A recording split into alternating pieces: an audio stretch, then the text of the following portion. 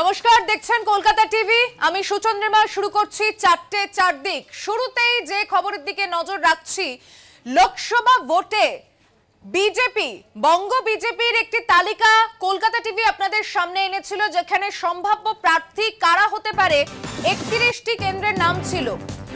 বিজেপির সেই সম্ভাব্য তালিকায় সেরা চমক কি মিঠুন চক্রবর্তী? যাদবপুরে বিজেপি প্রার্থী মিঠুন চক্রবর্তী। বঙ্গ বিজেপির প্রস্তাব ঘিরে আলোড়ন, জয়ের ব্যবধান বাড়বে বলছে তৃণমূল, আত্মবিশ্বাসী তারা।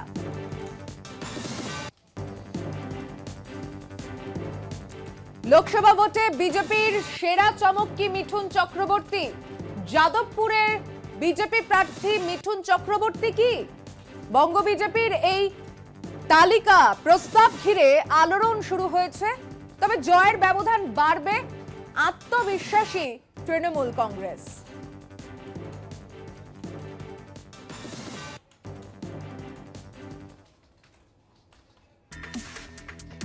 বছর আড়াই আগে রাজ্যে বিধানসভা নির্বাচনের সময় বলিউড স্টার মিঠুনকে দেখা গিয়েছিল বিজেপির তারকা প্রচারক হিসেবে।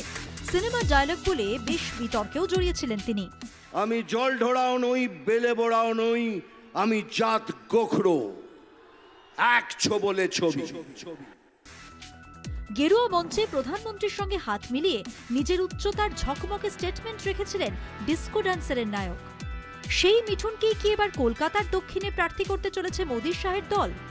যদি শেষ পর্যন্ত তাই হয়, কতটা সফল হতে পারে ভোটের দাবা বোর্ডের সেই গেরুয়া চাল? কি হয়েছিল 2019-এর লোকসভা ভোটে? গত লোকসভা ভোটে তৃণমূল প্রার্থী ছিলেন পরিচিত অভিনেত্রী মিমি চক্রবর্তী। বিজেপি দাঁড় করিয়েছিল অনুপম হাজরাকে। সিপিএমের প্রার্থী বিকাশ রঞ্জন ভট্টাচার্যকে সমর্থন দিয়েছিল কংগ্রেস। ভোটে মিমি পেয়েছিলেন প্রায় 48% ভোট। দ্বিতীয় হলেও বিজেপির মিলেছিল মাত্র 27% সমর্থন। বাম কংগ্রেস জোটাতে পেরেছিল 21% ভোট। তৃণমূল প্রার্থী মিমি জিতেছিলেন 2,95,000 ভোটের ব্যবধানে। এই লোকসভা কেন্দ্রের মধ্যে রয়েছে 7টি বিধানসভা কেন্দ্র। বিধানসভা ভোটে তৃণমূলের বিপুল জয়। বারুইপুর পূর্ব, বারুইপুর পশ্চিম, সোনারপুর দক্ষিণ, সোনারপুর উত্তর, যাদবপুর, ভাঙড় ও টালিগঞ্জ কেন্দ্র নিয়ে গঠিত যাদবপুর লোকসভা কেন্দ্র। 2021 সালের বিধানসভা ভোটে তৃণমূল বড় জয় পায় 6টি বিধানসভা কেন্দ্রে। কেবল ভাঙড় কেন্দ্রে যেতে বাম কংগ্রেস সমর্থিত নওশাদ সিদ্দিকী।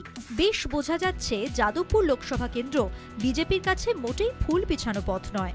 এখানে লড়তে বিজেপির চাই এমনই প্রার্থী যাকে বাম সমর্থকরাও পছন্দ করবেন।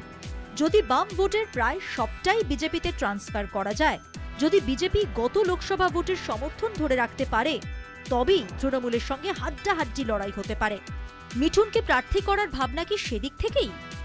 মিঠুনের বাম ভাবমূর্তি কাজে লাগাতেই কি উত্তর কলকাতার ছেলে মিঠুনকে দক্ষিণ কলকাতার উদ্বাস্তু অধ্যুষিত অঞ্চলে দাঁড় করানোর কৌশল? এবার কি তবে প্যার ঝুকতা নেহির বদলে মিঠুনের ভাবমূর্তি গড়া হবে মৃণাল সেন পরিচালিত মৃগয়া সিনেমার ছাঁচে? লোকসভার ময়দানি লড়াইয়ে রাজি হবেন তো 73 বছর বয়সী মিঠুন? রাজি হলে কিন্তু যাদবপুরে দেখা যেতে পারে ইন্টারেস্টিং নির্বাচনী দ্বৈরথ। কলকাতা টিভি। আসন্ন লোকসভা নির্বাচনে বিজেপি, বঙ্গ বিজেপি কি এই বাড়তি চমক দিতে চাইছে? যাদবপুর লোকসভা কেন্দ্র থেকে মিঠুন চক্রবর্তীর সেই সেরা সেরা ঝলক, এই যে প্রস্তাবিত তালিকা যেখানে 31টি সংসদীয় এলাকার নাম রয়েছে এবং জেতা আসন অর্থাৎ জেতা সংসদীয় এলাকাতেও 5 জন রয়েছে, এমন কেন্দ্রের নামও রয়েছে। তবে এখন আমরা নজর রাখছি যাদবপুরে মিঠুন চক্রবর্তীর নাম নিয়ে। বঙ্গ বিজেপির নানা স্তরের মধ্যে এই নিয়ে আলোড়ন ইতিমধ্যে সৃষ্টি হয়েছে। তবে তৃণমূল কংগ্রেস শাসক দল, যাদের এই জেতা আসন সাংসদ মিমি চক্রবর্তী রয়েছে যে অবস্থায়, তারা যথেষ্ট আশাবাদী নিজেদের আসন ধরে রাখা নিয়ে। আমি এই বিষয়টি নিয়ে এবার আলোচনা করব। নিউজ রুমে আমার সঙ্গে রয়েছেন আমাদের পলিটিক্যাল এডিটর আশিস চট্টোপাধ্যায়। আশিস দা, এই যে আলোড়ন সৃষ্টি হয়েছে, যে সম্ভাব্য তালিকা এবং কলকাতা টিভির হাতে বঙ্গ বিজেপির 14 থেকে 15 জন রয়েছে এমন একটি গ্রুপের এক্সক্লুসিভ চ্যাট হাতে এসেছে, সেই চ্যাটে যদি এই প্রস্তাবিত তালিকা সত্যি হয়, কতজন জিততে পারে সেটা পরের প্রশ্ন। কিন্তু মিঠুন চক্রবর্তী এই তালিকার মধ্যে সবচেয়ে হিট নাম, এটা তো অস্বীকার করা যায় না। সব থেকে হিট নাম, এবং যদি শেষ পর্যন্ত মহাগুরু দাঁড়িয়ে যান যাদবপুরে, তাহলে আমরা কিন্তু একটা মহা ফাইট দেখতে চলেছি। কেন? এর পেছনে কিন্তু ভোট কুশলীদের গভীর চিন্তাভাবনার ছাপ রয়েছে। আমরা জানি যে উনি হঠাৎ বিজেপিতে জয়েন করেছিলেন, অনেকে বলে ওনার কিছু ব্যক্তিগত কারণ টারণও আছে। 2021-এর নির্বাচনের আগে আরএসএসের হেডকোয়ার্টারে চলে গেলেন, তারপর এখানে ব্রিগেডে বিজেপির ডাকা সভা, সেখানে প্রধানমন্ত্রী এসেছিলেন, সেইখানে তিনি আনুষ্ঠানিকভাবে বিজেপির পতাকা হাতে তুলে নেন এবং তারপরে তিনি কিছু সিনেমার ডায়লগ দেন, যে ডায়লগ বেশ মানে আমাদের সকলেরই মনে পড়ছে, কানে বাজছে, যেগুলো নিয়ে বেশ বিতর্কও হয়েছিল। কিন্তু ভোটের প্রচার যত এগোতে থাকলো দেখা গেল যে মহাগুরুকে দেখে গুরু গুরু বলে যতই চিৎকার উঠুক, কিন্তু ভোটকে বিজেপির পক্ষে নিয়ে যাওয়ার জন্য সেটা খুব একটা যথেষ্ট ছিল না এবং অনেক দফায় ভোট হয়েছিল, তো শেষের দিকে মহাগুরু একটু ক্লান্তও হয়ে পড়েছিল, ততটা আর দেখা যায়নি। এখন সামনে আবার লোকসভা ভোটে যাদবপুরের অঙ্কটা কি? যাদবপুরে 2019-এর ভোটে অভিনেত্রী মিমি চক্রবর্তী তিনি প্রায় 48% ভোট পেয়েছিলেন, কিন্তু বিজেপির প্রার্থী ছিলেন এই অনুপম হাজরা। আমি এটাই প্রশ্ন করতে যাচ্ছিলাম, মানে ছবলটা তিনি কাকে মারতে চাইলেন? ওই যে অনেক সময় বলছিলেন যে ছবল মারবেন মঞ্চ থেকে, তাহলে অনুপমের দিকে গেল ছবলটা নাকি অভিনেত্রী মিমি? না, আমার মনে হয় যে অনুপমের থেকেও বড় হিসেবটা হচ্ছে ভোট অঙ্কের হিসেব। অনুপম হাজরাই হোক আর যেই হোক, বিজেপি পেয়েছিল 27% ভোট, আর কংগ্রেস সমর্থিত বাম প্রার্থী ছিলেন, তোমার খুব মনে পড়বে, বিকাশ রঞ্জন ভট্টাচার্য, সে পেয়েছিল 21% ভোট। এইবারে বিজেপির অঙ্কটা হচ্ছে যে বাম ভাবমূর্তি আছে এমন কাউকে যদি আমরা প্রার্থী করে ওই বিকাশের পাওয়া ভোটটার বেশিরভাগটা আমাদের দিকে আনতে পারি। অঙ্কটা কষে নেওয়া যাক, 27 + 21 = 48, এই 48ই মিমি পেয়েছিলেন। সুতরাং বাম ভোটটার বেশিরভাগ যদি মিঠুন টেনে আনতে পারেন, তাহলে কিন্তু একটা হাড্ডাহাড্ডি লড়াইয়ের জায়গায় যাদবপুর চলে যাচ্ছে। সেখানে যাদবপুর লোকসভা কেন্দ্রে বাম প্রার্থী খুব কমে যাবে ভোট, তাদের হয়তো 2%, 3%, 5%-এ গিয়ে দাঁড়াবে। যদি 2019-এর সমর্থন বিজেপি ধরে রাখতে পারে, বিজেপি চলে যাবে 40-এর ওপরে। তৃণমূল যদি 2000-এর জায়গায় 2019-এর ভোট ধরে রাখতে পারে, তৃণমূল 47, 48, 49% ভোট পাবে, অর্থাৎ খুব ক্লোজ হয়ে যাবে লড়াইটা এবং শেষ মুহূর্তে বিজেপি বাজিমাত করতে পারে। এই রকম একটা আশা বা এই রকম একটা ক্যালকুলেশনের দিক থেকেই কিন্তু মিঠুন দা এবারে যাদবপুরে মহাগুরু। আশিজা, মিঠুন চক্রবর্তী বিজেপি অফিসে প্রেস কনফারেন্স করে বলেছিলেন যে তৃণমূল কংগ্রেসের প্রায় 50-এরও বেশি এমএলএ নেতা তার সঙ্গে যোগাযোগ রাখছে, কিন্তু বিধানসভা নির্বাচনে আমরা দক্ষিণ কলকাতা যাদবপুর আশেপাশে যে কেন্দ্রগুলো রয়েছে সেখানে বেশ ভালো তৃণমূলের ফল রয়েছে। তাহলে কি যদি মিঠুন চক্রবর্তী সেখানে সত্যিকারেরই বিজেপি প্রার্থী হয়, তাহলে তার এই যে সম্ভাবনার কথা তিনি বলেছিলেন যে অনেকে যোগাযোগ রাখছে, এটাও কি তাহলে আমরা লোকসভা ভোটের আগে সেই হাওয়া মোড়কদের আবার বদলাতে দেখব? দেখুন, মিঠুন চক্রবর্তী যে ডায়লগগুলো দেন, তার কোনটা ফিল্মি ডায়লগ যেটা হল থেকে বেরিয়ে ভুলে যেতে হয়, আর কোনটা রাজনীতির ডায়লগ, এই বাছবিচার করেই মিঠুন চক্রবর্তীকে বোঝাটা ভালো হবে। তবে এটা ঠিক, তৃণমূলের দক্ষিণ কলকাতায় যাদবপুর অঞ্চলে ব্যাপক সমর্থন রয়েছে। সেই সমর্থনের শেষ পরীক্ষাটা হয়েছিল 2021 সালের বিধানসভা নির্বাচনে। কিন্তু এই কথাটা বলা ভালো, যদি আমরা লোকসভা ভোটের অঙ্ক কেবলমাত্র বিধানসভার অঙ্ক দিয়েই কষি, তাহলে কিন্তু অঙ্কে ভুল হয়ে যেতে পারে। রাজনীতিতে পাটিগণিত চলে না, 2 আর 2 পাটিগণিতে 4 হয়। রাজনীতিতে 2 এ 2 দুধও হতে পারে, 2 এ 2 6ও হতে পারে, 2 এ 2 শূন্যও হতে পারে। সুতরাং বিধানসভা ভোটের অঙ্ক এই লোকসভায় পুরোপুরি কাজে লাগিয়ে এগোনোটা কিন্তু অতটা বিবেচকের কাজ হবে না বলেই মনে হয়। তবে আপনি অঙ্কের কথা বললেন, এবার একটু তাহলে রসায়নের বিষয়টায় আসি। মিঠুন চক্রবর্তী বাম জমানায় সুভাষ চক্রবর্তীর সঙ্গে তার ওঠা বসা, তৃণমূল কংগ্রেসের মঞ্চে তাকে দেখা, তারপর বিজেপিতে তার উত্থান এবং মঞ্চে দাঁড়িয়ে এমন আক্রমণাত্মক সুর তিনি সেধেছেন তৃণমূল কংগ্রেসের দিকে। তাই যাদবপুরের মতো জায়গায় সেখানে মিঠুন চক্রবর্তীর বিশ্বাসযোগ্যতা নিয়ে মানুষ প্রশ্ন তুলবে না?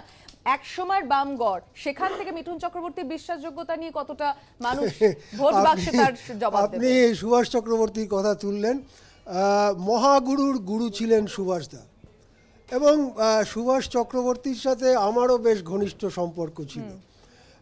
তো আমি তার মধ্যে যাচ্ছি না, কিন্তু তখন মিঠুনদা একেবারে ভীষণ বামপন্থী, এবং মিঠুনদা তখন শ্রমিক, কৃষক, গরিব মানুষ, তাদের হয়ে নানা রকম সব পদযাত্রা, যুবর ইত্যাদি হতো। মিঠুনদা, আমরা দেখতাম যে এই ম্যাটাডোরের ওপরে এক ধরনের ছোট ট্রাক ধরনের গাড়ি, তার ওপরে দাঁড়িয়ে সামনে হয়তো 25-30 জন, তার সেখানেই মিঠুনদা বলে যাচ্ছেন। একবার তো শ্রীদেবী চলে এলেন সুভাষ চক্রবর্তীর ডাকে, আর শ্রীদেবী মিঠুনদা ম্যাটাডোরের ওপর দাঁড়িয়ে লোকারণ্য, ট্রাফিক পুলিশ একেবারে হয়রান হয়ে গেল, সেই সব দেখেছি। সেই মিঠুন চক্রবর্তী যদি তৃণমূলেও যেতেন, কংগ্রেসেও যেতেন, বোঝা যেত, কিন্তু তিনি বিজেপিতে গিয়ে সেই বাম ভাবমূর্তি কতটা ধরে রাখতে পেরেছেন। আমি আমাদের সঙ্গে আমাদের মুখ্য উপদেষ্টা সম্পাদক জয়ন্ত ঘোষাল রয়েছেন টেলিফোন লাইনে। জয়ন্তদা, এই যে পরিস্থিতি, লোকসভা ভোটে যে আসন্ন দামামা বেজে গিয়েছে, দুপক্ষের মধ্যে রণকৌশল ঠিক হচ্ছে, কিন্তু তারই মধ্যে কলকাতা টিভির হাতে বিজেপির, বঙ্গ বিজেপির একটি হোয়াটসঅ্যাপ গ্রুপে চ্যাট হাতে এসেছে। তার প্রস্তাবিত তালিকায় মিঠুন চক্রবর্তী হিট নাম্বার যাদবপুরের মতো জায়গায়। গোটা বিষয়টাকে আপনি কিভাবে দেখছেন?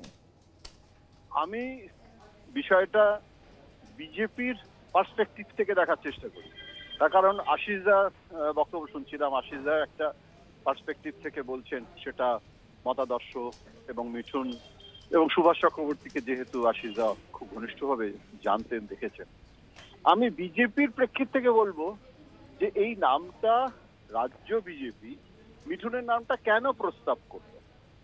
প্রথম কথা হচ্ছে যে এই মুহূর্তে পশ্চিমবঙ্গ বিজেপির কিন্তু মানে পাতে দেওয়ার মতো খুব উল্লেখযোগ্য একটা গুরুত্বপূর্ণ সেলিব্রিটি ক্যারেক্টার, যেগুলো প্রত্যেকটা, বিশেষ করে লোকসভা নির্বাচন, কেননা বিধানসভা নির্বাচন তবু সেটার একটা এলাকা ভিত্তিক বিষয় থাকে। লোকসভা যখন হয় তখন সেহেতু যেটা জাতীয় মানে আর কি রাজনীতির সাথে যুক্ত থাকে, এবং সেই ব্যক্তিকে পার্লামেন্টে পৌঁছতে হবে এবং সেখানে গিয়ে তাকে নীতির নিয়ে আলোচনা করতে হবে। সুতরাং সব দলই চেষ্টা করে, এবং বিজেপির ক্ষেত্রে অতীতে দেখেছি যেরকম অশোক লাহিড়ীকে এই যে বিধানসভা নির্বাচনে প্রার্থী করে এমএলএ করা, এগুলো প্রত্যেকটা দলে, এবং অতীতে সিপিএমও শুরু করেছিল। অর্থাৎ সিপিএম এরও যারা একদম পার্টির ম্যান, তার বাইরে বেরিয়ে, এমনকি আমার মনে আছে অসীম দাশগুপ্ত, বিপ্লব দাশগুপ্তদের মতো চরিত্রকে যখন জ্যোতিবাবু নিয়ে আসতে শুরু করেছিলেন তখনও বিতর্ক হয়েছে। এখন বিজেপির যে হার্ডকোর আরএসএস থেকে উঠে আসা, যারা 370 রাম জন্মভূমি এবং অভিন্ন দেওয়ানি বিধি নিয়ে আন্দোলন করতে করতে বড় হয়েছে, সেই রকম প্রার্থী পশ্চিমবঙ্গে পাওয়াটা খুব ডিফিকাল্ট হয়ে যাচ্ছে। বাঙালি আরএসএস শব্দটা নিয়েই তো আমরা একসময় বলতাম যে ওটা একটা মানে ড্রাই ওয়াটার, ওটা ওটা ওটা একটা মানে স্ববিরোধী শব্দ। কিন্তু শ্যামাপ্রসাদ মুখার্জির রাজ্যে বিজেপি কাউকে পাচ্ছে না। এখন মিঠুনকে করলে বিজেপির সুবিধে হচ্ছে যে হারা জেতাটা তো পরের কথা, বিজেপি কটা আসনে জিতবে বিজেপি নিজেও তার অ্যাসেসমেন্ট, আমি জানি না সঠিক অ্যাসেসমেন্ট আছে কিনা, কিন্তু বিজেপিকে এখন প্রচারের একটা আলোয় যদি আসতে হয়, তাহলে মিঠুনের মতো একটা চরিত্র যদি হয়, তাহলে সেই চরিত্রটা অন্তত অন্যান্য চরিত্র থেকে বেশি ইম্পর্টেন্ট হয়ে যায়। দ্বিতীয়ত আমি শেষ করবো আর একটা কথা বলে, সেটা হচ্ছে যে মিঠুনের একটা সর্বভারতীয় পরিচিতি আছে। সুতরাং মিঠুনকে যদি রাজি করানো যায়, তাহলে সেই পশ্চিমবঙ্গ ডেস্টিনেশন পশ্চিমবঙ্গটা আজকে গোটা দেশের মানুষের কাছেও কিন্তু তুলে ধরতে সুবিধা হবে ক খ গ ব্যক্তির থেকে। কিন্তু মিঠুন কি রাজি হবে, সেই প্রশ্নটা কিন্তু থেকে যাচ্ছে। একদমই একদমই। অনেক ধন্যবাদ জয়ন্তদা। জয়ন্ত ঘোষাল আমাদের মুখ্য উপদেষ্টা সম্পাদক, কথা বললাম তার সঙ্গে। আমি আশিসদার কাছেও আসবো, তবে একটা ছোট্ট বিরতির সময় হয়েছে, ফিরছে এক্ষুনি বিরতির পর 4:04 দিকে, সঙ্গে থাকবেন। ফিরে এলাম বিরতির পর, দেখছেন 4:04 দিক। আশিসদা, জয়ন্তদার কথা শুনলেন আপনি। শেষমেশ যেই আলোচনাটা এলো যে মিঠুন চক্রবর্তী নিজে রাজি হবেন কিনা, এটা খুব গুরুত্বপূর্ণ প্রশ্ন জয়ন্তদা তুলেছেন। জয়ন্তদাকে আমি ধন্যবাদ জানাই, তার কারণ এই অ্যাঙ্গেলটা নিয়ে আমাদের কথা বলা উচিত। মিঠুন চক্রবর্তীকে প্রথম তুলে এনেছিলেন জাত অভিনেতা হিসেবে বামপন্থী মৃণাল সেন। মৃগয়া দিয়ে তার যাত্রা শুরু, সেই যাত্রা কখনো থামেনি। বলিউডে গিয়ে তিনি এত ছবি করেছেন সংখ্যায় সম্ভবত তার সময়ের অন্য সুপারস্টারদের থেকে সংখ্যায় বেশি, কিন্তু যে কোনো কারণেই হোক তিনি তার সময়ের অন্য কয়েকজন সুপারস্টারকে অতিক্রম করে গিয়ে টপ সুপারস্টার হতে পারেননি, কিন্তু প্রচুর ছবি করেছেন।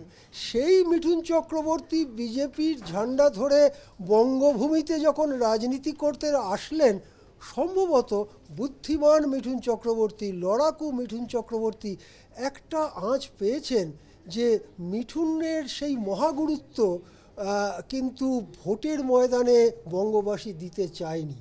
এইখানেই ওর মনে নিশ্চয়ই সন্দেহের কাঁটা খচখচ করবে। শেষ পর্যন্ত উনি কি রাজি হবেন, বড় প্রশ্ন। একদমই। অনেক ধন্যবাদ আশিস দা। আশিস চট্টোপাধ্যায় আমাদের পলিটিক্যাল এডিটর, কথা বললাম তার সঙ্গে এই বিষয় নিয়ে। অবশ্যই আমাদের নজরে থাকছে এবং কেন্দ্র ধরে ধরে কলকাতা টিভির এই এক্সক্লুসিভ যে খবর, যে হোয়াটসঅ্যাপ চ্যাট গ্রুপের তথ্য হাতে এসেছে প্রস্তাবিত এলাকায়, এই কেন্দ্রগুলো নিয়ে বিশ্লেষণ আরও আপনাদের সামনে আমরা নিয়ে আসব। এবার যে খবরের দিকে নজর রাখছি তা হচ্ছে চারদিকের অন্য দিকের একটা খবর। তবে একটা ছোট্ট বিরতির পর ফিরছি, এক্ষুনি সঙ্গে থাকবেন। ফিরে এলাম বিরতির পর, দেখছেন চারদিক। 2024-এ আলিপুরদুয়ারে বিজেপির প্রস্তাবিত প্রার্থী জন বার্লা প্রার্থী হলে তৃণমূল সুবিধে পাবে বলে দাবি তৃণমূল নেতৃত্বের।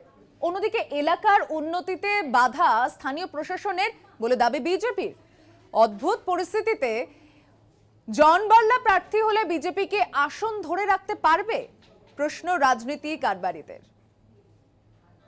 2024-এ বিজেপির টার্গেট 42-এ 35। সেই লক্ষ্যেই লোকসভা ভোটের আগে সংগঠনকে আরও শক্ত ভিতের ওপর দাঁড় করাতে ময়দানে গেরুয়া শিবির। শাহী সফরের পর প্রস্তাবিত নামের তালিকায় আলিপুরদুয়ারের প্রস্তাবিত বিজেপি প্রার্থী জন বার্লা। প্রশ্ন উঠছে, জন বার্লা প্রার্থী হলে বিজেপি কি আসন ধরে রাখতে পারবে?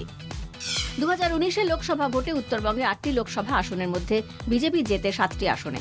আলিপুরদুয়ার, বালুরঘাট, কোচবিহার, দার্জিলিং, জলপাইগুড়ি, মালদহ, উত্তর রায়গঞ্জ আসনে জয়ী হয় বিজেপি। এই 8টি লোকসভা আসনের মধ্যে 56টি বিধানসভা আসন, তার মধ্যে 37টিতে এগিয়েছিল বিজেপি। 2021-এর বিধানসভা ভোটে কুমারগ্রাম, কালচিনি, আলিপুরদুয়ার, মাদারিহাট ও ফালাকাটা সহ 5টি আসনেই বিজেপির কাছে হারে তৃণমূল। কিন্তু পুর নির্বাচনে জেলার আলিপুরদুয়ার ও ফালাকাটা পুরসভা নিজেদের দখলে রাখে তৃণমূল। ওই দুই শহরে বিজেপি খাতাই খুলতে পারেনি। আবার পঞ্চায়েত নির্বাচনেও শাসক দলের কাছে হেরে যায় গেরুয়া শিবির। জেলা পরিষদে মোট আসন 18টি, সবকটি তৃণমূলের দখলে। জেলার 6টি পঞ্চায়েত সমিতির সবকটি তৃণমূলের দখলে। জেলার 64টি গ্রাম পঞ্চায়েত বোর্ডের মধ্যে তৃণমূলের দখলে 60টি, আর বিজেপি দখল করেছে 4টি বোর্ড। আলিপুরদুয়ারে বিজেপির প্রস্তাবিত প্রার্থী জন বার্লা হলে তৃণমূলের সুবিধে হবে বলে জানানো হয় তৃণমূলের তরফে। গত 5 বছরে প্রতিশ্রুতি দিয়েও কোনো কথা রাখেননি বলে দাবি তৃণমূল নেতৃত্বের। ফলে উন্নয়নের নিরিখে তৃণমূলই এগিয়ে থাকবে বলে দল প্রত্যয়ী। আলিপুরদুয়ার যখন প্রচারে যাবে প্রত্যেকটা কোনায় ওনার এরকম প্রতিশ্রুতি দেওয়া ছিল যে আমি এটা আসলে এটা করে দেবো, যার একটাও উনি পালন করেননি। তো ওনাকে প্রার্থী করলে আমাদের পক্ষে ইলেকশনটা খুব সহজ হবে। জন বার্লা হলে আমাদের ভালোই হবে, কারণ ওর যে পাস্ট 5 ইয়ার্স ও আমাদের কনস্টিটিউয়েন্সি আলিপুরদুয়ার কোনো কাজই করেনি, মানুষের সাথে জনসংযোগ ছিল না, এবং আমাদের সংগঠন মজবুত। আমরা আশা রাখি আমাদের প্রার্থী যিনিই হোক না কেন আমরা জয়লাভ করব। তৃণমূলের পাল্টা বিজেপির দাবি বিভ্রান্তিমূলক প্রচার করে উন্নয়নের কাজ আটকে রেখেছে প্রশাসন। জন বার্লা প্রার্থী হলে জয়ী হবেন বলে প্রত্যয়ী বিজেপি। অবশ্যই যেতে যাবে।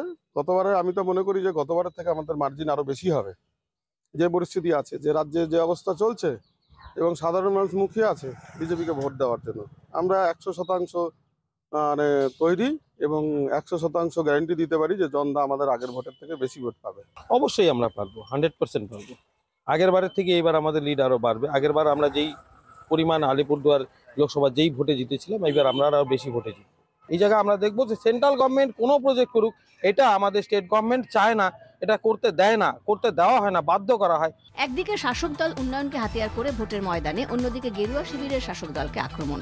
পাশাপাশি আলিপুরদুয়ারের বিজেপি সাংসদ জন বার্লা উত্তরবঙ্গকে আলাদা রাজ্য হিসেবে দাবি তোলায় বিজেপির অন্দরে ইতিমধ্যে শোরগোল পড়ে গিয়েছে। শুরু হয়েছে নানা বিতর্ক। বাংলা বিভাজন যে বিজেপি চায় না তা পরিষ্কার জানিয়ে দিয়েছেন বিজেপি সাংসদ দিলীপ ঘোষ। কিন্তু রাজ্য নেতৃত্ব বাংলা বিভাজন না চাইলেও বার্লা তাঁর দাবি কেন্দ্রের কাছে তুলে ধরতে চান বলে জানিয়েছেন। এর ফলে বিজেপির গোষ্ঠী কোন্দলি প্রকাশ্যে বলে মত রাজনীতির কারবারিদের। উদ্ভূত পরিস্থিতিতে আলিপুরদুয়ারের লড়াই বেশ কঠিন। আলিপুরদুয়ার থেকে পিনাকি চক্রবর্তীর রিপোর্ট, কলকাতা টিভি। অন্যান্য খবরে নজর রাখবো, সঙ্গে থাকুন। ফিরে এলাম বিরতির পর, দেখছেন 4টে 4 দিক। হুগলি জেলায় 2019 সালে জিতে সংসদে যান টলিউডের জনপ্রিয় মুখ লকেট চট্টোপাধ্যায়। রাজ্য বিজেপির মহিলা মোর্চার সভাপতিও হন, কিন্তু দলের গোষ্ঠী কোন্দলে জড়িয়ে মহিলা শাখার শীর্ষ পদ খোয়া যায়। রাজ্য বিজেপির সাধারণ সম্পাদকের হোয়াটসঅ্যাপ গ্রুপের সম্ভাব্য তালিকায় লকেটের নাম নিয়ে প্রবল সংশয় প্রকাশ করা হয়েছে। টিকিট অনিশ্চিত লকেটের। তৃণমূল রাজ্যে ক্ষমতায় আসার আগে থেকেই টলিউডের জনপ্রিয় তারকা লকেট তৃণমূলের ঘনিষ্ঠ। 2011 সালে পালা বদলের পর মহাকরণে এসে শটান মুখ্যমন্ত্রী মমতা বন্দ্যোপাধ্যায়ের ঘরে ঢুকেই পায়ে হাত দিয়ে প্রণাম। লাইট ক্যামেরা অ্যাকশনের চেনা পরিসর ছেড়ে লকেটের সেদিন থেকে প্রত্যক্ষ রাজনীতিতে হাতে খড়ি। মহাকরণে পোডিয়ামে দাঁড়িয়ে লকেট তার দ্বিতীয় ইনিংস ঘোষণা। পাশে মুখ্যমন্ত্রী তথা তৃণমূল নেত্রী, রাজ্য মহিলা কমিশনের সদস্য। কিন্তু দিল্লিতে মোদি হাওয়া উঠতেই রাজ্য বিজেপি অরাজনৈতিক মুখের সন্ধানে নানা ক্ষেত্রে টোপ দিতে থাকে। টোপ গিলে লকেট বিজেপিতে। হুগলি কেন্দ্রে তাকে টিকিট দিল বিজেপি। পরিচ্ছন্ন ভাবমূর্তি, সিনেমার পর্দার পরিচিত মুখ, জিতে সংসদে গেলেন। রাজ্য মহিলা মোর্চার তৎকালীন সভানেত্রী। এবার তাকে নিয়ে আগ্রহ নেই হুগলি জেলা নেতৃত্বের। লোকসভায় মুখ দেখা গেলেও কেন্দ্রের মানুষের নাগালের বাইরে থাকেন লকেট। জেলায় জনসংযোগ নেই বললেই চলে। হুগলি লোকসভা কেন্দ্রের স্থানীয় সংগঠকদের সঙ্গে বনিবনা নেই, ফলে সাংসদ তহবিলের বরাদ্দ নিয়ে বিরোধ তুঙ্গে। নিজের পছন্দকে এতটাই গুরুত্ব দেন যে কর্মীদের ইচ্ছে অনিচ্ছের কোনো দাম নেই বিদায়ী সাংসদের কাছে। অভিমান নয়, রীতিমতো ক্ষোভ রয়েছে জেলা নেতাদের। নিজস্ব টিম নিয়ে চলেন, বাকি নেতাদের বিশেষ পাত্তা দেন না।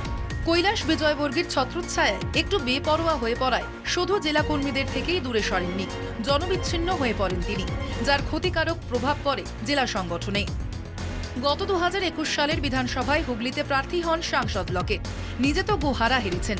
তার লোকসভার অন্তর্গত 7টি বিধানসভায় একটি আসনে বিজেপি জিততে পারেনি। স্বভাবতই সেই দায় লকেটের। 100 নেতিবাচক কারণে হুগলির নেতারা রাজ্য নেতৃত্বের কাছে লকেট আর নয় সাফ জানিয়ে দিয়েছেন। এমনিতেই 2019 সালের মতো মোদি ঝড়ের লক্ষণ নেই। তৃণমূল এবার আসন ফিরে পেতে অনেক বেশি সিরিয়াস হবে, তাই লকেটে তাদের অ্যালার্জির কথা জানিয়ে দিয়েছে জেলা বিজেপি নেতৃত্ব। ফলে সেই লকেট আক্ষরিক অর্থেই বঙ্গীয় পদ্ম শিবিরের গলগ্রহ।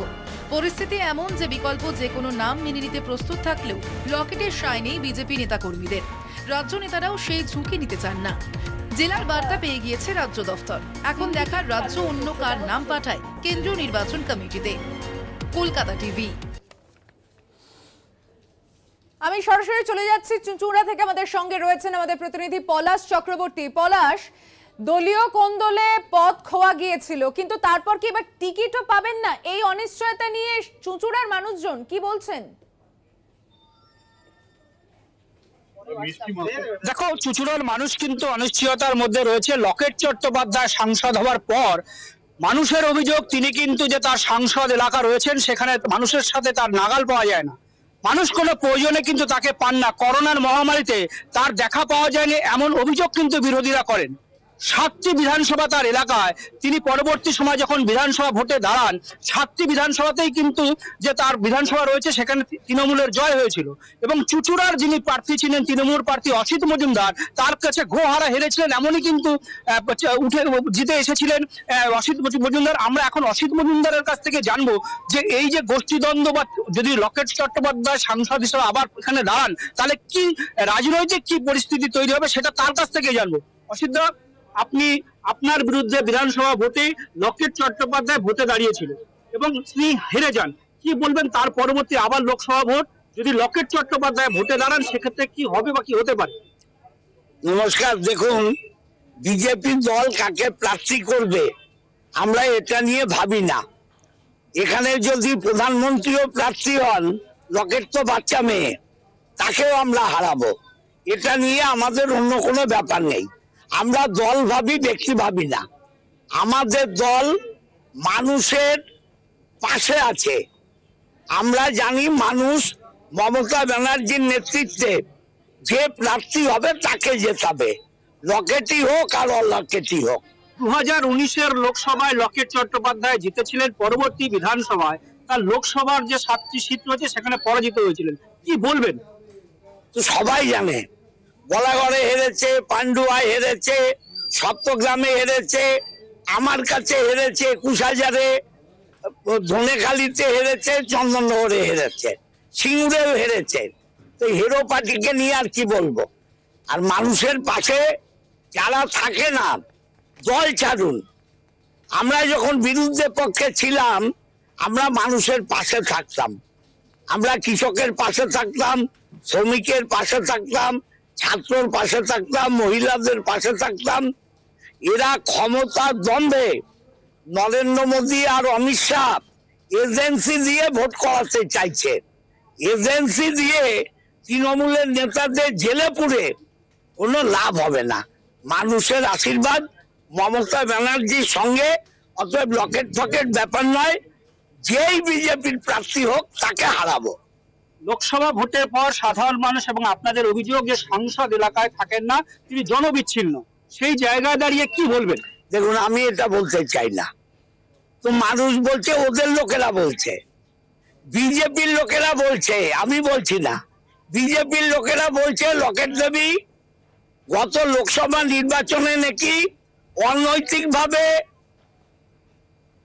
অর্থনৈতিক লেনদেন করে, আমি বলছি না, কিন্তু বিজেপির লোকেরা বলছে টিকিট বিলি করেছেন। বিজেপির লোকেরা বলছেন লকেট দেবী 5 বছর হুগলি লোকসভায় আসেননি, আমি বলছি না, সাধারণ মানুষ বলছে।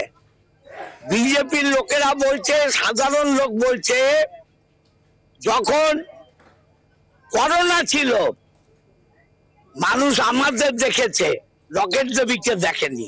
অতএব আমি বলবো না, মানুষের রায় নেবেন, মানুষ বলবে। বেশ, দেখো সুচন্দ্রিমা, একদমই পলাশ, ধন্যবাদ তোমাকে। তুমি কথা বললেন অসিত বাবুর সাথে, পলাশ চক্রবর্তী আমাদের প্রতিনিধি চুচুড়া থেকে, তার সঙ্গে কথা বললাম। আর এই বিষয়টা নিয়ে এবার আমি আলোচনা করব। নিউজ রুমে আমার সঙ্গে রয়েছেন আমাদের বিশিষ্ট সংবাদদাতা জয়ন্ত চৌধুরী। জয়ন্তদা, লকেটের ভবিষ্যৎ নিয়ে একটা টালবাহানা দেখা যাচ্ছে, দলে পদ খুইয়েছিলেন, কিন্তু বিজেপি জয়েন করার পর থেকে যে উত্তরোত্তর গতিতে এগোচ্ছিলেন, তিনি সংসদীয় এলাকায় যাচ্ছেন, মানুষের সঙ্গে জনসংযোগ করছেন, হঠাৎ কি এমন হলো? কোথায় হাওয়া হয়ে গেল লকেট? না না, প্রথম কথা হচ্ছে লকেটের কিন্তু এই তুমি যেটা বললে পদ পাওয়া, এক্ষেত্রে কিন্তু লকেটের ভাগ্যটা খুব ভালো। কারণ লকেট যেদিন তৃণমূলে যোগ দিয়েছিলেন তার পরের দিনই তিনি পশ্চিমবঙ্গ মহিলা কমিশনের সদস্য হয়েছিলেন। তার মানে পদ নিয়ে কখনো অসুবিধা হয়নি। তারপর তিনি নিয়েই ছেড়ে চলে গেলেন, গিয়ে যোগ দিলেন বিজেপিতে। বিজেপিতে যোগ দেওয়ার পরেই তিনি পেলেন হচ্ছে লোকসভার টিকিট, এবং লোকসভার টিকিট পেয়ে তিনি জিতেওছেন। এবং প্রথম দিকে যথেষ্ট লকেটের সক্রিয়তা ছিল, লকেটকে ঘিরে একটা বলয়ও তৈরি হয়েছিল। কিন্তু লোকসভায় জেতার পর থেকে আস্তে আস্তে যেটা দেখা গেল, বছরখানেক পর থেকে উনি কিন্তু ওই নিজেকে নিয়েই যতটা ব্যস্ততা নিজের উপর দেখিয়েছেন, ততটা ব্যস্ততা কিন্তু তিনি তার কেন্দ্রে দেখাতে পারেননি। অর্থাৎ নিজের প্রচার বা আত্মপ্রচারে যতটা সময় দিয়েছেন, তিনি ততটা সময় দিতে পারেননি তার কেন্দ্রের মানুষের কাছে। তার ফলে একটা জনবিচ্ছিন্নতা তৈরি হয়েছিল। সেটা আলটিমেট ফলটা কোথায় পাওয়া গেল, যে 2021 সালে, 19 সালে জিতছে, 2021 সালে বিজেপি সেবার তো ইসবার কি 200 পার এর বলেছিল, তো ভেবেছিল বোধহয় রাজ্যে বিজেপি ক্ষমতা আসবে, তো লকেট তাহলে একটা কোনো গুরুত্বপূর্ণ পদও পেতে পারে। সেই কারণে লকেটকে বিধানসভা আইনে দাঁড় করা হলো। চুচুড়া কেন্দ্রে, মানে হুগলির 7টা কেন্দ্রের মধ্যে অন্যতম চুচুড়া কেন্দ্রে ও হেরে গেল। এবং চুচুড়া কেন্দ্রে ও শুধু হেরে গেল না, 7টা যে লোকসভা কেন্দ্রের অন্তর্গত 7টা বিধানসভা কিন্তু 7টাতেই হেরে গেছে। সুতরাং শুধুমাত্র যে ওর ব্যক্তিগত ব্যাপার তা নয়, বিজেপির একটা রিজেকশন তৈরি হয়েছে। সেই ক্ষেত্রে রাজ্য বিজেপির এই যারা জেলার প্রতিনিধি নেতৃত্ব, তারা লকেটকে পছন্দ করছেন না, এটা হচ্ছে মূল জায়গা। তার ফলে তারা কিন্তু এবারে লকেট প্রার্থী হলে হয়তো দলে যদি কোথাও একটা বিদ্রোহ স্থানীয় স্তরে দেখা যায়, তাহলে সেটা অবাক হব না আমরা। বেশ, দেখা যাক, আমরাও সেই দিকেই তাকিয়ে রয়েছি। সম্ভাব্য তালিকায় যদি সেখানে প্রার্থী হিসেবে লকেট চট্টোপাধ্যায়ের নামই আসে, তাহলে বঙ্গ বিজেপি অন্তত এই ভুলটা কি আরও একবার করতে চাইবেন, যেখানে তারা চুঁচুড়া এই আসন হারিয়েছিলেন? তাদের পরবর্তী সিদ্ধান্ত কি হয় নিশ্চয়ই নজরে থাকবে। যতদা, ধন্যবাদ আপনাকে। একটা ছোট্ট বিরতিতে যাচ্ছি, বিরতির পর ফিরছি আবারও 4:04 দিকে, সঙ্গে থাকবেন। ফিরে এলাম বিরতির পর, দেখছেন 4:04 দিক। বিজেপির প্রস্তাবিত প্রার্থী তালিকায় তমলুক লোকসভা কেন্দ্রে দিব্যেন্দু অধিকারীর নাম রয়েছে। কে দিব্যেন্দু? তিনি শিশির অধিকারীর ছেলে ও শুভেন্দু অধিকারীর ভাই। কাঁথি কেন্দ্রে শুভেন্দুর আরেক ভাই সৌমেন্দুর নামও প্রস্তাবিত। শিশির এবং দিব্যেন্দু খাতায় কলমে তৃণমূল সাংসদ হলেও তাঁদের সঙ্গে এখন বিজেপির সখ্য অনেক বেশি। 2021 সালে বিধানসভা ভোটের আগে দুজনকে কাঁথিতে কেন্দ্রীয় স্বরাষ্ট্রমন্ত্রী অমিত শাহের সভাতেও দেখা গিয়েছিল। তারপর থেকেই তাঁদের সঙ্গে তৃণমূলের দূরত্ব বাড়ে। বাবা এবং ছেলের সাংসদ পদ খারিজের দাবিতে লোকসভার তৃণমূল পরিষদীয় দল স্পিকার ওম বিড়লাকে চিঠিও দিয়েছে। বিষয়টি স্পিকারের বিবেচনাধীন। প্রশ্ন উঠেছে, তমলুকে বর্ষিয়ান রাজনীতিবিদ শিশির অধিকারী পরিবর্তে দিব্যেন্দুর নাম কেন প্রস্তাবিত তালিকায় রাখা হয়েছে? তবে কি শিশির এবার আর টিকিট পাচ্ছেন না? শুভেন্দু, দিব্যেন্দু, সৌমেন্দুর নামে সার্টিফিকেট দিলেও শিশির বাবুর নাম কি বিজেপি দলে জুড়তে চাইছে না? এটাও ঠিক যে বয়স একটা ফ্যাক্টর। আবার দলের অন্দরে এমন চর্চাও রয়েছে, শুভেন্দুকে খুশি রাখতেই তার ছোট ভাইয়ের কথা কাঁথিতে বিজেপি প্রার্থী হিসেবে বিবেচনা করেছে। তবে প্রশ্ন উঠতে পারে, যে শুভেন্দু তৃণমূল থেকে বিজেপিতে গিয়ে তার পুরনো দলের বিরুদ্ধে পরিবারতন্ত্রের কথা বলেন, যিনি সব সময় তৃণমূল দলটাকে পিসি ভাইপোর দল বলে কটাক্ষ করেন, সেই তিনি কি করে ভাইয়ের নামে শিলমোহর দেবেন? শুভেন্দু বিজেপিতে যাওয়ার পর থেকেই তৃণমূলের তাবড় নেতারা তাঁর বিরুদ্ধে পরিবারতন্ত্র নিয়ে সরব। তৃণমূল কাঁথির এই অধিকারী পরিবারকে সব দিয়েছে বলে বরাবর দাবি করা হয়। এমনকি খোদ দলনেত্রী মমতা বন্দ্যোপাধ্যায় পর্যন্ত এখন প্রায়ই আক্ষেপ করেন, এটা আমারই ভুল। তিনি অবশ্য কখনো শুভেন্দুর নাম মুখে আনেন না। তাকে মমতা বরাবর কটাক্ষ করেন গদ্দার বলে। এই অবস্থায় বিজেপির প্রস্তাবিত প্রার্থী তালিকায় দিব্যেন্দুর নাম থাকায় অধিকারী সাম্রাজ্যের পরিবারতন্ত্রের দিকেই ফের আঙুল উঠবে কিনা, সেই প্রশ্নও ঘোরাফেরা করছে রাজনীতির আনাচে কানাচে। আবার কাঁথিতে বিকল্প হিসেবে শুভেন্দুর আরও এক ভাই সৌমেন্দুর নামও প্রস্তাবিত তালিকায় রয়েছে। অধিকারী ভাতৃদ্বয়ের মধ্যে যে নামই চূড়ান্ত হোক না কেন, পরিবারতন্ত্রের খোঁচা যে শুভেন্দুকে খেতেই হবে তা নিয়ে রাজনৈতিক মহলের খুব একটা দ্বিমত নেই। কলকাতা টিভি। আলোচনা করব এই বিষয়টা নিয়ে। আমার সঙ্গে রয়েছেন আমাদের বিশিষ্ট সংবাদদাতা দেবাশিস দা। দেবাশিস দা, একটা বিষয় তো খুব পরিষ্কার হয়ে গেল, এই যে প্রস্তাবিত নাম দুটো, তার মানে এরা অফিশিয়ালি বিজেপিতে রয়েছে। কবে থেকে যোগাযোগ রয়েছে? কারণ আমরা শুভেন্দু অধিকারীকে 2020 সালে শুনতে পেয়েছিলাম তার মুখ থেকে যে 6 বছর ধরে 2014 পর থেকেই অমিত শাহজির সঙ্গে তার যোগাযোগ ছিল। তাই তলে তলে এই যে যোগাযোগ, পরিবারতন্ত্র নিয়ে এবার তাহলে কি বলবেন? সেটা একটা প্রশ্ন, যে শুভেন্দু তার পুরনো দল তৃণমূল সম্পর্কে পরিবারতন্ত্র এবং পরিবারের বিরুদ্ধে সবচেয়ে বেশি সরব। আজকে যে নামগুলো কলকাতা টিভির হাতে যে প্রস্তাবিত প্রার্থী তালিকা এসেছে, তাতে দেখা যাচ্ছে যে কাঁথিতে শিশির অধিকারী, যিনি প্রবীণ এবং বর্ষিয়ান রাজনীতিবিদ, শিশির বাবুর ছোট ছেলে সৌমেন্দুকে প্রার্থী করা হয়েছে, নাম রয়েছে তালিকায় প্রস্তাবিত অবশ্যই। এবং তমলুকে তো যথারীতি দিব্যেন্দু আছেনই। এখন শুভেন্দুকে আজকে বিবেকের কাছে তাকে প্রশ্ন করতে হবে যে আমি যখন পরিবারবাদের বিরুদ্ধে এত সব কথা বলেছি, তৃণমূলের পরিবারতন্ত্রের বিরুদ্ধে এত কথা বলেছি, তাহলে আজকে আমাকে বিবেকের কাছে পরিষ্কার হতে হবে যে আমি তো পরিবারবাদের অন্যতম প্রবক্তা। এই যে নামগুলো উঠে এসছে, যে এটা বোঝাই যাচ্ছে যে আজকেও বিজেপি কাঁথিতে বা পূর্ব মেদিনীপুরে অধিকারী পরিবারের বাইরে যেতে পারছে না। সেক্ষেত্রে স্বাভাবিকভাবেই দলের অন্দরে প্রশ্ন ওঠা স্বাভাবিক যে শুভেন্দু এতদিন পরিবারবাদের বিরুদ্ধে, তৃণমূলের পরিবারবাদের বিরুদ্ধে কথা বলে এসছে, এখন তাকেই সেই পরিবারবাদকেই গিলে নিতে হচ্ছে। এটা একটা বড় প্রশ্ন। একদমই। অনেক ধন্যবাদ দেবাশিস দা। দেবাশিস দাশগুপ্ত আমাদের বিশিষ্ট সংবাদদাতা, তার সঙ্গে কথা বললাম। এবার যে খবরের দিকে নজর রাখছি তা হচ্ছে বোলপুর লোকসভা কেন্দ্রের। বোলপুর লোকসভা কেন্দ্রে বিজেপি প্রার্থী হিসাবে নাম বিতর্কিত অনুপম হাজরার।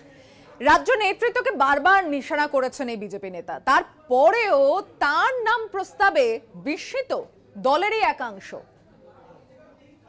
বিজেপির প্রস্তাবিত প্রার্থী তালিকায় অনুপম হাজরা। বোলপুর কেন্দ্র থেকে প্রার্থী করার প্রস্তাব। বীরভূমে বিজেপি নেতা অনুপম হাজরা মানেই বিতর্ক। আসলে তিনি বরাবরই বিতর্কের কেন্দ্রে থাকতে ভালোবাসেন। একসময় বোলপুরে তৃণমূল সাংসদ ছিলেন অনুপম, পরে তিনি বিজেপিতে যোগ দেন। 2019 সালে বিজেপি তাঁকে যাদবপুর লোকসভা কেন্দ্রে প্রার্থী করে। অনুপম তাঁর পুরনো দল তৃণমূলের তারকা প্রার্থী মিমি চক্রবর্তীর কাছে পরাজিত হন। বিজেপির কেন্দ্রীয় নেতৃত্ব তাঁকে জাতীয় সম্পাদক করে। রাজ্যের আর সব নেতাকে ছেঁটে ফেলে তাঁকেই জাতীয় সম্পাদক করায় বিজেপির অন্দরেই জল ঘোলা হয়। জাতীয় সম্পাদক পদে থেকেই অনুপম বিভিন্ন সময়ে দলের রাজ্য এবং জেলা নেতৃত্বের একাংশের বিরুদ্ধে নানা মন্তব্য করে পার পেয়ে গিয়েছেন। এমনকি নিজের জেলায় তার অনুগামীদের সঙ্গে ক্ষমতাসীন নেতৃত্বের বিরোধ কখনো কখনো মারামারির পর্যায়েও পৌঁছে যায়। এখানেই শেষ নয়, তিনি দলের একাংশকে চোর আখ্যাও দিয়েছেন। সোশ্যাল মিডিয়ায় পর্যন্ত তিনি দল থেকে চোর হটানোর ডাক দিয়ে বিতর্ক সৃষ্টি করেছেন। গত 26শে ডিসেম্বর কেন্দ্রীয় স্বরাষ্ট্রমন্ত্রী অমিত শাহ এবং দলের জাতীয় সভাপতি জেপি নাড্ডা কলকাতায় আসেন রাজ্য নেতৃত্বের সঙ্গে বৈঠক করতে। তারপরই তাঁকে জাতীয় সম্পাদক পদ থেকে অপসারণ করা হয়। হেন বিতর্কিত নেতার নাম রয়েছে লোকসভা ভোটে বিজেপির প্রস্তাবিত প্রার্থী তালিকায়। অপসারণের পর অনুপম অবশ্য কোনো মন্তব্য করেননি। তিনি বলেছেন, আপাতত আমি দুদিনের জন্য হিমালয়ে চললাম। মাঝে শোনা গিয়েছিল অনুপম তৃণমূলেও ভিড়তে পারেন। বীরভূমের জেলা পরিষদ সভাধিপতি কাজল শেখ তাঁকে তৃণমূলে আগাম স্বাগতও জানিয়ে রাখেন। কাজল বলেছিলেন, অনুপম হয়তো বিজেপির নীতির সঙ্গে খাপ খাওয়াতে পারছেন না, তৃণমূলে এলে ওকে স্বাগত। প্রশ্ন উঠেছে, এমন বিতর্কিত নেতার নাম বোলপুরের প্রস্তাবিত তালিকায় রাখা হলো কেন? তবে কি দলের অন্দরে অনুপমের লবির জোর অত্যন্ত শক্তিশালী? রাজ্য থেকে একমাত্র তিনিই বিজেপির জাতীয় কমিটিতে স্থান পেয়েছিলেন। সেই পদ হারিয়েও তাকে খুব একটা বিচলিত হতে দেখা যায়নি। সে কারণেই ঘুরে ফিরে তার লবির কথা আসছে। যে নামগুলি প্রস্তাব আকারে এসেছে তার মধ্যে কতজন শেষ পর্যন্ত টিকিট পাবেন সেটা ভবিষ্যৎ বলবে। তবে দলের নেতাদের বিরুদ্ধে এত কথা বলার পরেও বিজেপির মতো রেজিমেন্টেড দলের মধ্যে অনুপমের নাম যখন প্রস্তাবিত প্রার্থী হিসেবে উঠে আসে, তখন বলতেই হয় দলে তাঁর খুঁটির জোর আছে। কলকাতা টিভি। আমি সরাসরি চলে যাচ্ছি বোলপুর থেকে। আমাদের সঙ্গে রয়েছেন আমাদের প্রতিনিধি মনা বীরবংশী। মনা, বোলপুরে হাওয়া কি বলছে? অনুপমকে কি তারা মেনে নেবে, নাকি অনুপম নিজে হিমালয় থেকে ফিরে এমন কোনো আরো চমক দেবেন?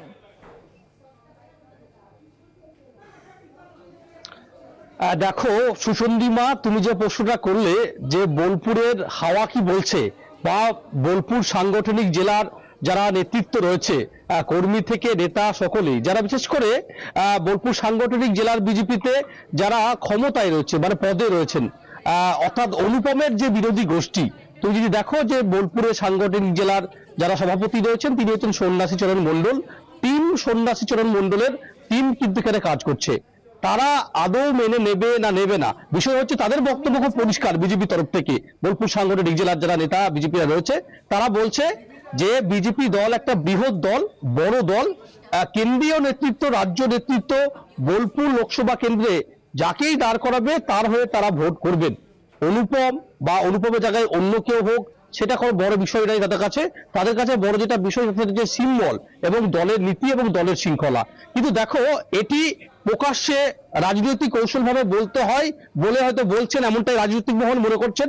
তার কারণ তুমি জানো যে অনুপম যদি বোলপুর লোকসভা কেন্দ্রের বিজেপি প্রার্থী হয় তাহলে হয়তো অন্তর থেকে, হৃদয় থেকে হয়তো বোলপুর সাংগঠনিক জেলার যারা দায়িত্ব আছে, পদাধিকার দায়িত্বে আছেন, কর্মী নেতা, তারা কিন্তু নিতে পারবেন না। তার কারণ এই চিত্রটাই পরিষ্কার এজন্যই কারণ তুমি জানো সুচন্দ্রিমা, রাজ্য সভাপতি সুকান্ত মজুমদার থেকে শুরু করে এ রাজ্যের বিভিন্ন জেলার যারা বিজেপির সাংগঠনিক জেলা সভাপতি আছেন, যারা পদে আছেন বিজেপির দলের ক্ষমতায়, তাদের বিরুদ্ধে অনুপম সরব হয়েছে। কি বলেছে? চোর মুক্ত বিজেপি চাই। এই যারা পদে বসে আছে তারা দুর্নীতিগ্রস্ত, তারা সিন্ডিকেটের সাথে যুক্ত, সিন্ডিকেটের সাথে তাদের বিরুদ্ধে এমনই বিস্ফোরক মারাত্মক অভিযোগ কিন্তু এনেছে। খুব স্বাভাবিকভাবেই অনুপমকে মেনে নেবে না নেবে না এটা একটা বড় বড় প্রশ্ন সেটা রয়েই যাচ্ছে, যে বিষয় যদি তোমাকে একদম পরিষ্কার করে দিলাম। কিন্তু দেখো, অবশ্যই হওয়া কি বলছে বলতে তুমি যদি একটু বিগত দিনের নির্বাচনগুলো দিয়ে যদি তুমি তাকাও, সেই ফলাফল যদি বোলপুর লোকসভা কেন্দ্রে দেখো তাহলে কিন্তু অনেকটা এগিয়ে মানে একদম জয়ের দিকে নিশ্চিত কিন্তু একেবারেই শাসক দল তৃণমূল কংগ্রেস। তার কারণ তুমি জানো বোলপুর লোকসভা কেন্দ্রের যে 7টি বিধানসভা কেন্দ্র রয়েছে, সেই 7টি বিধানসভা কেন্দ্রে 2021 সালে আমরা যদি ফলাফল দেখি 7টি বিধানসভা কেন্দ্রেই তৃণমূল কংগ্রেস জয়লাভ করেছে। সদ্য তুমি জানো যে 30 স্তর গ্রাম পঞ্চায়েত নির্বাচন গেছে, সেই 30 স্তর গ্রাম পঞ্চায়েত নির্বাচনে তুমি যদি বিধানসভা ওয়াইজ তুমি যদি দেখো সেখানকার পঞ্চায়েত সমিতি, জেলা পরিষদ এবং গ্রাম পঞ্চায়েত অধিকাংশই কিন্তু তৃণমূলের দখলে। দু একটা হয়তো বিজেপির গেছে, সেটা হয়তো গ্রাম পঞ্চায়েত নয়, কয়েকটি হয়তো সংসদ গেছে। তুমি জেলা পরিষদ আসন দেখো তৃণমূল পেয়েছে, তুমি যদি দেখো গ্রাম পঞ্চায়েত তৃণমূল পেয়েছে। মানে তৃণমূল আত্মবিশ্বাসী। আমরা গতকাল তো কাজল শেখের বক্তব্য শুনেছি যে তিনি যথেষ্ট আত্মবিশ্বাসী, এবং দেখা যাক পরবর্তীতে এই নামই সামনে আসে কিনা। আপাতত ধন্যবাদ তোমাকে মনা বীরবংশী, আমাদের প্রতিনিধি, সরাসরি কথা বললাম তার সঙ্গে বোলপুর থেকে। একটা ছোট্ট বিরতি নিয়ে ফিরছে আবারও 4:04 দিকে, সঙ্গে থাকবেন। ফিরে এলাম বিরতির পর, দেখছেন 4:04 দিক। বাংলায় দমদম আর এই কৃষ্ণনগর, এই দুটি আসন প্রথম লোকসভায় জয় এনে দিয়েছিল বিজেপিকে। নদিয়ায় সামগ্রিকভাবে সংঘ তথা আরএসএস এর পুরনো ঘাঁটি। কৃষ্ণনগর লোকসভা বিজেপি হারা আসন। 1999 সালে একবার মাত্র বিজেপি সত্যব্রত মুখোপাধ্যায় জুলুবাবু জিতেছিলেন। এবার তার পুত্র সৌমেন্দ্রনাথ মুখোপাধ্যায়কে প্রার্থী করতে চায় বিজেপি। দলের রাজ্য নেতাদের হোয়াটসঅ্যাপ গ্রুপ এই নামটি ঘুরছে। পোশাকি নাম সত্যব্রত মুখোপাধ্যায়, কিন্তু কৃষ্ণনগরের জলু হিসেবেই পরিচিত ছিলেন এককালের ডাকসাইটের কর্পোরেট আইনজীবী। একসময়ে নাম ডাক ছিল, প্রভাবশালীও ছিলেন। জলুবাবু কেন্দ্রে প্রতিমন্ত্রী ছিলেন, কিন্তু সময়ের জন্য রাজ্য সভাপতি হলেও সংগঠনে তার মন ছিল না। তাই মন্ত্রী বা রাজ্য সভাপতি হলেও তার সুফল পায়নি কৃষ্ণনগরের পদ্ম শিবির। কিন্তু স্বচ্ছ ভাবমূর্তির জন্য দলের গণ্ডি পেরিয়েও আমৃত্যু তাঁর ব্যক্তিগত জনপ্রিয়তা ছিল। অবশ্য তাকে ভোটের বাক্সে টেনে নিয়ে যাওয়ার মতো সংগঠন গড়ে তুলতে পারেননি জলুবাবু। বিজেপি সেই জলুবাবুর নাম ভাঙিয়েই এবার জিততে চায়। সেই কারণেই এই কেন্দ্রে তাদের প্রার্থী তালিকার প্রথমেই রাখা হয়েছে জলুবাবুর পুত্র সৌমেন্দ্রনাথ মুখোপাধ্যায়ের নাম। জলুবাবুর ভাবমূর্তি কাজে লাগিয়ে 2019 সালে কৃষ্ণনগর আসনটি দখলে বিজেপির বাজি ছিলেন ভারতের প্রাক্তন ফুটবল অধিনায়ক কল্যাণ চৌবে। পরাজিত হন তৃণমূলের মহুয়া মৈত্রের কাছে। জলুবাবুর পুত্র আইনজীবী সৌমেন্দ্রনাথ মুখোপাধ্যায়কে প্রার্থী করতে মরিয়া রাজ্য বিজেপির একাংশ। ওই অংশের দাবি, বিজেপির প্রার্থী হবেন বলেই নাকি আচমকা বিলেত থেকে রাজ্যের অ্যাডভোকেট জেনারেলের পদ থেকে ইস্তফা দেন। সৌমেন্দ্রনাথ তাঁর বাবাকে রাজনীতি করতে দেখলেও নিজে কোনোদিন সক্রিয় হননি, নিজের পেশায় ব্যস্ত থাকতেন। প্রস্তাব পেলেও তিনি বাবার জুতোয় পা গলিয়ে বিজেপির প্রার্থী হবেন এমন নিশ্চয়তা নেই। ঘনিষ্ঠ মহলে সেই অনীহার কথা ইতিমধ্যেই চাওয়ার হয়েছে। নদিয়ার বিজেপির কোন্দল যথেষ্ট। মুখোপাধ্যায় পরিবার যেহেতু স্থানীয় বিরোধের বাইরে, তাই কৃষ্ণনগর পদ্ম শিবিরে তাঁর গ্রহণযোগ্যতা প্রশ্নাতীত। সৌমেন্দ্রনাথ শেষ পর্যন্ত বেঁকে বসতে পারেন, সেক্ষেত্রে ফের রূপা গঙ্গোপাধ্যায়ের নাম ভেসে উঠছে রাজ্য নেতাদের সুপারিশ তালিকায়, আর তা নিয়ে জলগোলা হতে শুরু করেছে। আর রূপা গঙ্গোপাধ্যায়ের নাম বিজেপির স্থানীয় নেতাকর্মীদের বিস্মিত করেছে। কোন সমীকরণে রূপা গঙ্গোপাধ্যায় ঢুকে পড়েছে তা ভাবাচ্ছে দলের একাংশকে। গত 1 বছরের বেশি সময় রূপা গঙ্গোপাধ্যায় বিজেপির ধারে কাছেও নেই। সৌমেন্দ্রনাথ মুখোপাধ্যায়ের প্রার্থী হওয়ার সম্ভাবনা বেশি, সেই কারণেই সম্ভবত তিনি রাজ্যের অ্যাডভোকেট জেনারেলের পদ থেকে সম্প্রতি ইস্তফা দিয়েছেন। দলের নানা উপদলকে সন্তুষ্ট রাখতে সৌমেন্দ্রনাথের সঙ্গে আরও 2টো নাম গোজা হয়েছে বলেই রাজনৈতিক মহলের অভিমত। কলকাতার টিভি। আমি সরাসরি চলে যাচ্ছি নদিয়া থেকে, আমাদের সঙ্গে রয়েছেন প্রতিনিধি সুবল মজুমদার। সুবল, সৌমেন্দ্রনাথ বাবু যদি এই আসন থেকে দাঁড়ান, তার বাবা ছেড়ে যাওয়া এই আসনে কতটা ভরসা? কারণ রূপা গঙ্গোপাধ্যায় বিজেপির পুরনো মুখ, তাকেও এখানে ভাবা হচ্ছে। প্রস্তাবিত এই তালিকা থেকে কি সম্ভাবনা দেখা যাচ্ছে?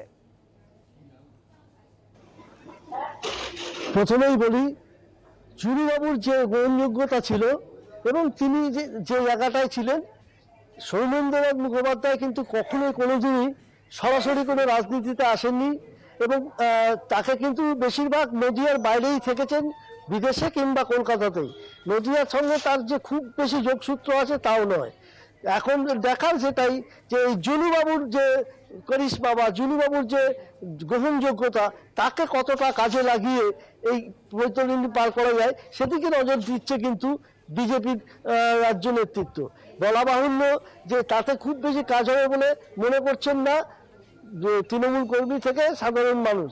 এর পথে আরও বড় কথা হচ্ছে যে বিজেপির মধ্যে যেহেতু বিশেষ করে কৃষ্ণনগর উত্তরে কিন্তু একটা কোন্দল সবসময় কিন্তু লক্ষ্য করা গেছে এবং এর আগেও কিন্তু ওই বাইরের থেকে কল্যাণ চৌবেকে ভারতের ফুটবল অধিনায়ককে এখানে দাঁড় করিয়ে কিন্তু খুব একটা সুফল পায়নি বা ফল আশানুরূপ হয়নি। যে কারণে কিন্তু এরা এই জুলুবাবু যে তাকে লাগাবার চেষ্টা করছে বলেই মনে হচ্ছে। সুচন্দ্রিমা, ধন্যবাদ সুবল মজুমদার আমাদের প্রতিনিধি, কথা বললাম তার সঙ্গে। 4:04 দিক আপাতত এই পর্যন্তই। অন্যান্য নানান খবরের জন্য দেখতে থাকুন কলকাতা টিভি, রাত দিন 7 দিন।